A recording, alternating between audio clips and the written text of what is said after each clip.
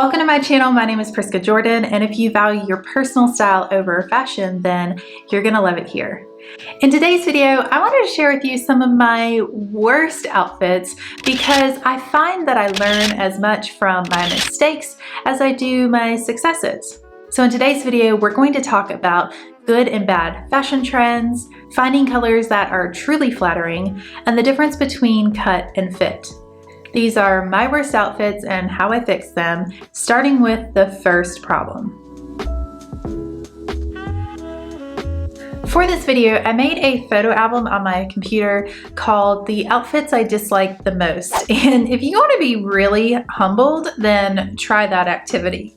The first thing I noticed is that I have blindly followed fashion trends for so many years up until about a year ago. I've started to really fix this problem. Now the thing is, trends are not inherently good or bad, but blindly following them can definitely be negative for your style. So for this first outfit, I wanted to show you one of my worst. Honestly, this is such a regret outfit. This picture was taken in Amsterdam, and from head to toe, I am following trends. From the floppy hat up top, which I have now fixed with some of my Gigi Pip hats. You can see my little hat wall back here. Having a floppy hat, I think it looks good if your style is like 70s boho, but I think for my style, my personality, I like the striking nature of a hard brimmed hat. So from the top, I am not digging this floppy hat. The moto jacket really doesn't make sense with this whole outfit. So actually, after seeing this picture, I was convinced that hats truly do not look good on me. Sometimes you think because you've had a poorly fitting or poorly made garment in this category, you don't like the category as a whole. So just keep experimenting and you might find some things that surprise you that you like. With this next photo, it's when I started down the monochrome trend, and I like that it's monochrome. Like, monochrome definitely makes you look taller, but first I'm noticing that this sweater, it looks poorly made because of the fit. And then secondly, the jeans, they're moto jeans, which was such a big fashion trend. I got into it because I saw these other people who looked so cute in their little moto jeans, but it just doesn't fit my style whatsoever, and it's kind of confusing to have this like granny crochet sweater with moto jeans. So that's something to understand about tonal dressing is you don't want to just pair pieces because they're of the same tone, but really it needs to be cohesive in theme. This next photo shows my husband and me at Soldier Field in Chicago. I was born a Bears fan, like I had no choice. I came out of the womb in a Bears onesie. So it was really exciting to me to step onto Soldier Field and get that whole tour. But the outfit I think is a bit regrettable. I copied this outfit based on a popular website called The Every Girl. And this is what they said people are wearing in Chicago. And it doesn't look bad, it's just so not me. And I think that's what I often regret is doing things that aren't really my decision, my conscious decision, but rather just following. So to change this outfit, I would lose that blue and white striped button-up shirt, and I would probably switch it out for a tank top and switch out the white sneakers for something that just says a little bit more about me. I won't go into my white sneakers rant because that's in just about every other video, so let's move along. The outfit mistake with neutrals is looking very bland, generic, nondescript in your outfit and thinking it looks stylish, chic, and quiet luxury. I'm not saying neutral outfits look bad, I'm just saying you have to inject more personality because the individual pieces don't say that much. So the first neutral outfit I wanted to show you is actually my wedding photo. This is an all-white dress, but it's really all those details that come together to make it a more interesting outfit. It's the styling, it's the hair choice, it's the earrings, the belt. So this is just to show you that it's not that a one color or a neutral color dress is going to be boring. It's just that you have to add things to it to make it say more about yourself. So here is an example of an outfit that I think is okay, but it really just doesn't say much. This was an outfit that I wore last summer when I was just starting my personal style journey. And I think the proportions look good. This particular shade of cream on me, I think that looks good with my skin, but it just doesn't say that much as an outfit. This next outfit I think is a pretty common outfit for millennials. Hair down for no reason other than it is, a white t-shirt, skinny jeans that are dark wash, and some simple plain white tennies. And the thing is, it's just boring. So let's inject some personality by adding some color. We're still gonna leave that base of an outfit, but we're gonna add some color. Because this is more of like a casual Saturday sports kind of outfit, I'm going to pull my hair up. And lastly, adding some sneakers with an interesting colorway. Now these next few outfits I wanted to show you are more neutrals, and I'm adding like denim, blue jeans into the neutrals category because that's how it's worn with most people. So I'm just showing you how it's not really the clothes themselves that are bad, it's the way that I'm wearing it is very generic, and that's really a lot of the problem with neutrals is that you have to add your personality to it.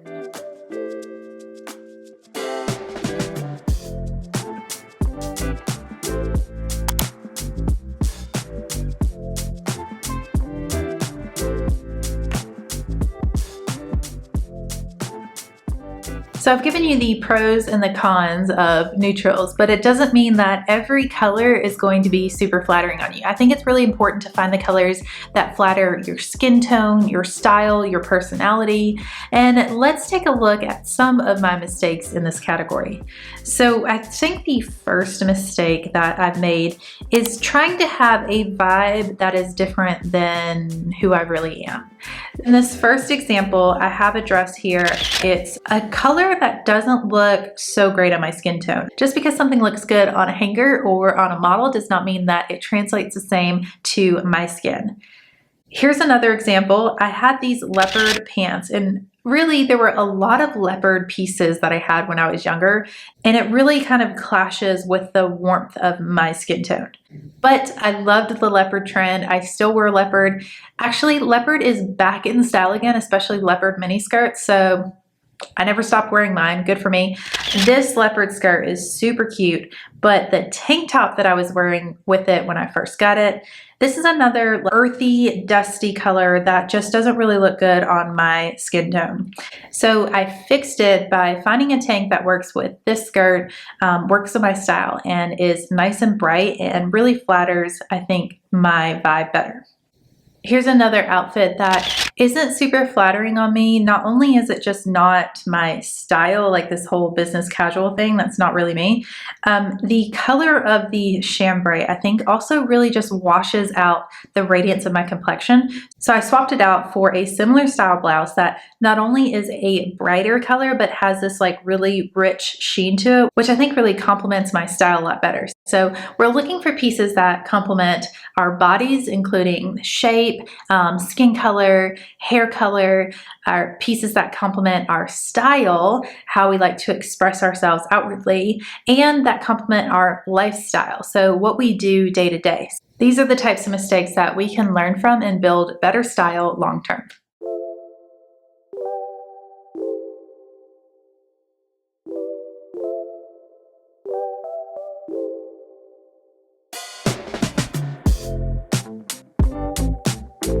I promised to explain the difference between fit and cut.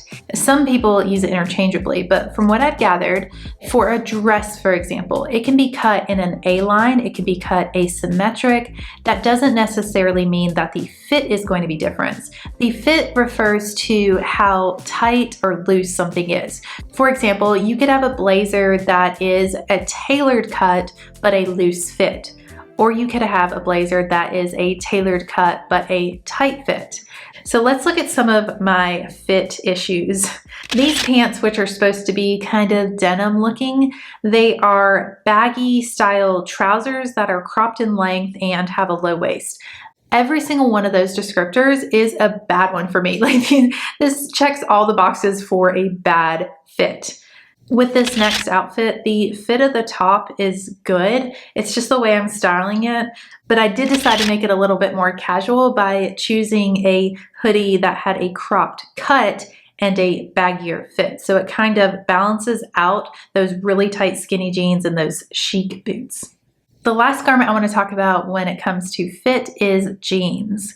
Jeans can fit so many different ways. They can be cut in different ways. So you could have skinny jeans, straight jeans, wide leg jeans, bell bottom jeans. But the fit of the jeans could be super skinny, slender, baggy, athletic. There's lots of different fits as well. To find some truly flattering jeans, I really suggest going to a retailer's website and starting at that point, because they give you measurements that are so much more helpful that you can't find on the garment in stores. So for example, with skinny jeans, the ankle measurement can sometimes be 6.5 inches, I think is the smallest I've ever seen. And that's going to be a super skinny fit, like very, very tight.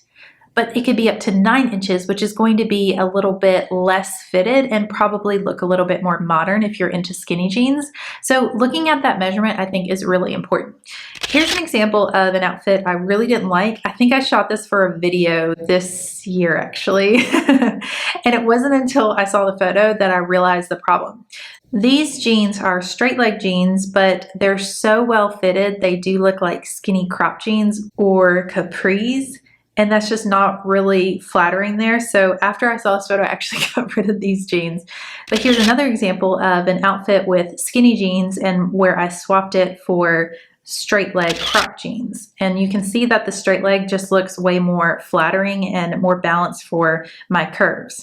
So the thing about fit is that there's not one size fits all with fit or with cut. It's really about finding what looks personally flattering on you, and you won't really know until you experiment with that a little. If you're looking to improve the cut or fit of your clothing, but you're not really sure where to start, it's going to take some experimenting and some analyzing. So start with creating an album in your phone of your least favorite outfits and maybe some of your favorite outfits, and analyzing why you see them differently. This is going to help you find what's personally flattering for you, so you don't have to chase the trends or the colors that somebody else is wearing or the fits that are available. You can find what looks best on you. I've often had to tailor pieces because generally things are made for taller women, because you can tailor them down in size, but you can't tailor them up. So a lot of times I've had to tailor my jeans to fit my waist because my hip to waist ratio is more curvy than normal. Now, this example of this jumpsuit, I want to show you what a difference tailoring can make with this. The sleeves are way too long. So what I did, instead of having the sleeves go all the way down to my elbows, is that I rolled them up just to see if that would improve the fit of this garment. And it did. So then I tailored it myself, and now this is how it fits. It looks so much more flattering on my figure, and it feels rightly sized for me. I really recommend tailoring the pieces that you love but just feel a little bit too big on you. It's going to make all the difference. Now there's one last common denominator that I noticed in some of my worst outfits that just looked off on me. And as much as fashion has trends, hair has even more trends, and I have followed every single one of them. Sometimes they looked good on me, sometimes not so much. So first off, let's look at some of my short haircuts. This first one, this very straight, sleek look, I like this one. I really like this haircut. I think now it doesn't really work for me because I live in Florida, it's high humidity, and I wouldn't be able to keep this straight. This photo was taken in Vermont in the winter, so zero humidity. But the second haircut here, I loved this haircut. The problem to me is that short hair requires more work than long hair. I swear most days now that I have long hair, I only brush it. That's it. I don't style it. I don't do anything. I just brush it. Sometimes I put it in a ponytail or a claw clip, but it still looks good because short hair just requires more maintenance. At least mine does. I don't know if that's true for everybody, but that's just what I've noticed. So while I really like short hair on me, I am kind of lazy when it comes to my hair. So that's why I have long hair. The next trend that I did was, I think everyone did this 15 years ago, like the part here is so deep. It's almost like a comb over, and the swooping bangs. The problem with this one, I think, is that it just doesn't look good with my face shape. That was just such a trend that didn't look personally flattering on me. Now this next photo, I took this photo at the hair salon because I loved this haircut and color. The problem is that even with the expensive purple shampoo and getting it toned every 6 weeks, the color never looked as good as it did in the salon. It turned copper very quickly. I did all the things they told me to do, and it just left my hair feeling less healthy. My hair is so healthy now, and that's something I didn't really appreciate before I got it bleached. I'm just really glad that I can look back at photos and see what I did wrong, so I know not to bleach again. I know not to try to copy someone else's hairstyle. I know to find a hairstyle that looks flattering for my face shape. And I'm not saying my hair always looks good, it definitely doesn't, but I'm generally more happy with my low maintenance hair now. Okay, so these are most of my worst outfits. Turns out I had way more to go through than what we have time to share, but it gives you the gist of all the different things that I've fixed based on analyzing the outfits that I really didn't like on myself. And the last thing I wanted to show you was how I applied all these tips to my hot pink jeans that I got over the spring. I originally bought these jeans without any idea of what top I was going to wear. So the first top I tried on was this mock neck sleeveless top that's a sweater, and it looks okay. It just, to me, the hot pink and the black felt kind of boring. Like, these jeans have so much personality. It's like I was trying to tone them down, which I didn't like. So then I went and bought this top, which was, honestly, it kind of gives me a headache to look at because it feels like a Hawaiian dad shirt. It's just so much competition for attention. So I ended up just racking these jeans in my closet for I think a month or two until I could take my time and find a top that worked really well. And I was able to find a top that was cropped cut. It was slim fit. It had puff sleeve shoulders, which I think brings really good balance to the bagginess of these wide leg jeans. And of course, I like my hair in this photo. I like the color palette, all of these different things that I've noticed that make me feel good about my outfits. I was able to apply it with this outfit and several of my other favorite outfits, which would be a fun video to make. So leave a comment, let me know if you want to see some of my favorite outfits and the specific styling that makes them special to me. While it's taken me years to figure out why these bad outfits didn't work for me, it only took me about a year to develop my personal style and create really good outfits consistently. So if you want to watch that journey, then I recommend you watch this video next. I'll see you next week with a brand new one. Until then, take care.